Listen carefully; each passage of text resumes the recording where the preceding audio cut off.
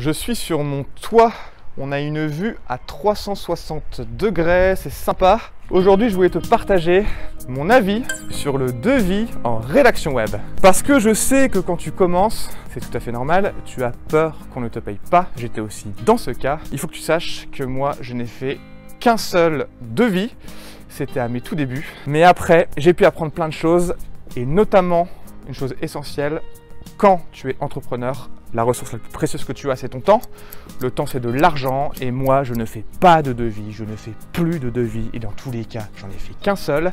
Et on m'a toujours payé dans les temps. J'ai jamais eu le moindre problème. Après, attention.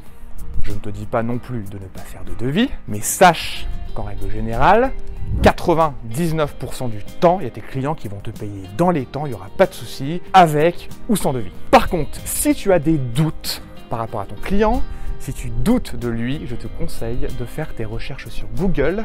Tu vas sur ses réseaux sociaux, tu regardes ses avis et au moins tu sauras si tu peux lui faire confiance ou pas. Voilà, c'est vraiment ce que je te recommande de faire parce que oui, effectivement, on ne sait jamais. Mais moi, je te le répète, on m'a toujours payé dans les temps. Et dans tous les cas, je ne fais pas de devis parce que je pense vraiment que ça montre à ton client que tu es sûr de toi, que tu es sûr de tes compétences et ça lui montre aussi que tu as confiance en lui. Et ça, c'est très important quand tu commences à collaborer avec un nouveau client. Après, je ne suis pas en train de te dire aussi que les mauvais payeurs n'existent pas, bien au contraire. D'ailleurs, dis-moi dans les commentaires si tu as déjà eu affaire à un mauvais payeur. Mais en règle générale, je te le répète, franchement, il te paye dans les temps, il n'y a pas de souci. Moi, il m'est déjà arrivé que j'ai des clients qui aient du retard, mais c'est tout simplement parce qu'ils sont débordés et qu'ils n'ont pas le temps et donc ils zappent, tu vois. Donc dans ce cas-là, je leur fais juste un petit mail et ils me payent dans la foulée, il n'y a pas de souci. Je pars vraiment du principe que quand tu es entrepreneur, la ressource la plus précieuse que tu as, c'est ton temps. Le temps, c'est de l'argent. Moi, j'ai pas de temps à perdre. Courir après pour 300 €, clairement, je m'en fous.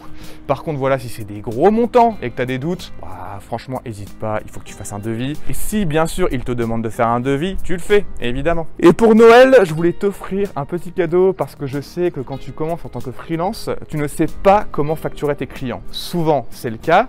Je peux te dire que moi, c'était mon cas, je galérais avec les factures, etc. Donc, je te propose de te rendre dans la barre de description et de télécharger un exemple de facture. Au moins, ça te fera gagner du temps et tu auras juste à remplir les champs et ce sera fait. Au moins, tu ne te casses pas la tête avec ça parce que je sais que quand tu commences, ça peut être un peu compliqué, on ne comprend rien. En tout cas, moi, c'était mon cas, donc j'espère que ça pourra aider certains d'entre vous. Voilà, écoute, sur ce, je te souhaite une belle soirée, une belle journée. Abonne-toi à la chaîne. Je te souhaite donc un joyeux Noël et de très belles fêtes de fin d'année. En 2021, on va tout déchirer. Suis ma chaîne et on va te trouver des clients. Ça va le faire. Sur ce, je te souhaite une belle journée, une belle soirée. Prends soin de toi et on se voit bientôt.